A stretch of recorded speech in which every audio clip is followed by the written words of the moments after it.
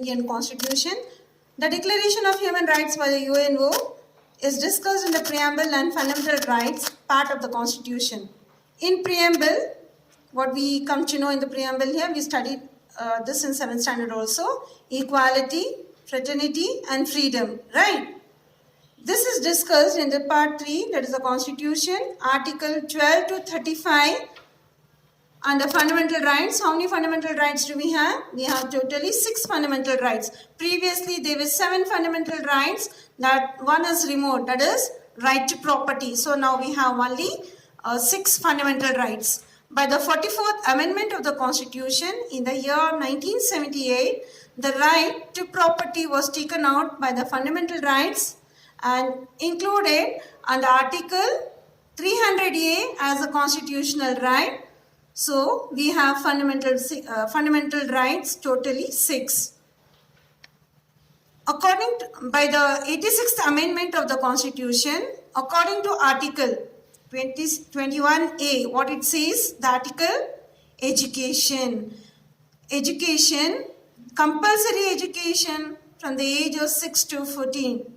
So this is the article, very important, Article 21A. Education has been made a right in 2002. According to this, government has to provide free and compulsory education to the children from 6 to 14 years age.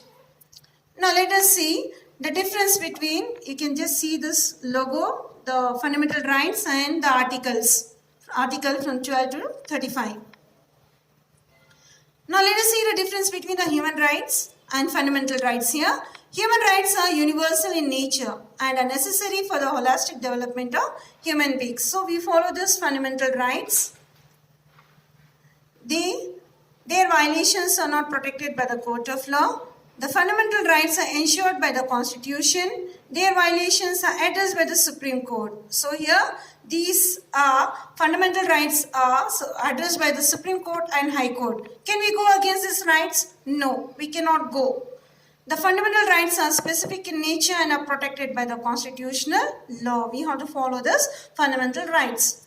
Now let us see the other institutions of human rights. Number 1. See children, this is the fundamental rights picture. And these are the fundamental duties that's mentioned by Supreme Court and High Court that we follow.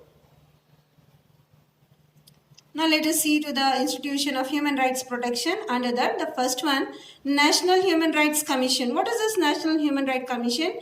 This was established through legislation in the Parliament in the year 1993. It is a watchdog of human rights in the country. It is a multi-member body. It has a chairman, 4 members. The chairman should be a retired judge of the Supreme Court. Okay? And the members should be either the current judges of the Supreme High Court or retired judges. They should be serving the duty, that is to the High Court, or they should be the retired judges to be the member of this National Human Rights Commission. And 2 members should have practical knowledge of human rights. So other 2 members should have a knowledge on this human rights to be the member. The commission has 4 ex officio members. The chairman and the members, they are appointed by President of India. And for how many years they can serve? They can serve until the age of 70 years, or if they are not satisfied, just they can resign it. Or whichever it's earlier. It may be, if they want, they can complete their whole 70 years, or they can resign before 70 years. They receive remuneration. Good benefit, as fixed by the central government. The commission has been mandated to function independently without prejudice and interference. The next, let us see about State Human Rights Commission. Even this is a part of human rights law. This was established in 1993. The State Human Rights Commission established state level. So we have 30 states, so each state will have this State Human Rights Commission.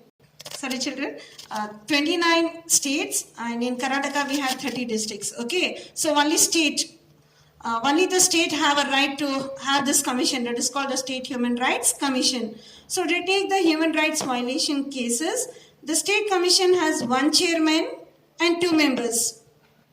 The members should be either serving in High Court as a judges or retired judges, or they should serve at district courts for at least 7 years. See how the options are given for the state. They should be working, or they should be retired, or they should serve the service for the district courts for at least 7 years, and they are appointed by governor. And for national it is president, for state it is governor. The next it is called the National Commission for SC. What do you mean by SC? Scheduled caste. This was established in 2003 by the amendment, 89th amendment, according to the article 338. This National Commission for SC and ST, National Caste and National Commission for Scheduled Tribe, this was formed, and in this SC, one chairman and one vice chairman and 3 members. Okay, and they are appointed by President of India. So even these members are appointed by President of India. The commission addresses the issue of atrocities, means cruel act. It is a cruel act on the scheduled caste people, and also identifies a violation of human rights that against such people provide relief to them. So these people, it's a commission passed in 2003. The head in charge is President of India to provide the benefits for these people. The commission also provide needed information and statistics to the central government and state government, and plan for various program and benefit for the people.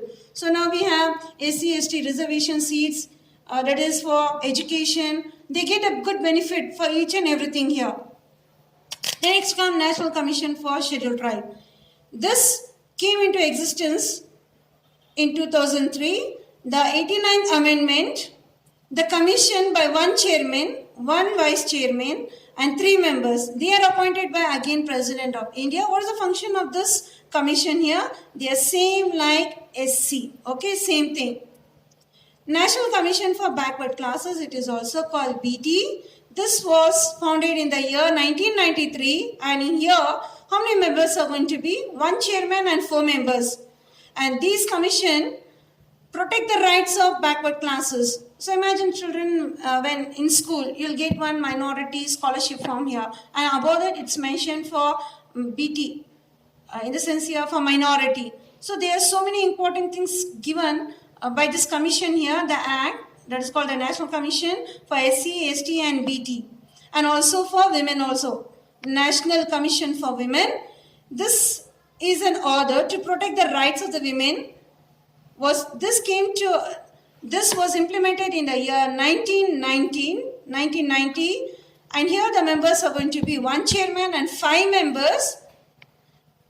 And in this, the women on their constitutional right. Yes, a woman is having a right. She seeks and rights here that it also studies the status of a woman, respect to education. She can take part in politics, for education, for economic, for the health, sociological, for each and everything. This commission work for women here. And the last, it is called the National Commission for Minorities. This scheme, this was implemented in the year 1992, the protection minority for the sake of people. The commission has 1 chairman, 1 vice chairman and 5 members.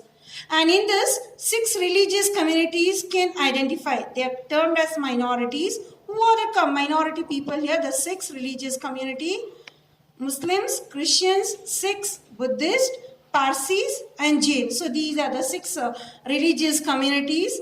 The commission undertakes the study of minority and takes necessary steps to protect the interest of this minority committees. And here there are few central government that have implemented the laws to protect exploitation, like minimum wages, prevention of unethical acts, prohibition of dowry, prohibition of bonded labor. These all acts were taken by central government, implemented to do a benefit for the people, which was going on after independence in 1948. This came to an end. Minimum wages for the labor, prohibition of dowry, and people who take a dowry, a punishment to be given for the people here. Dowry Act was implemented in the year 1961, and bonded labor in the year 1976.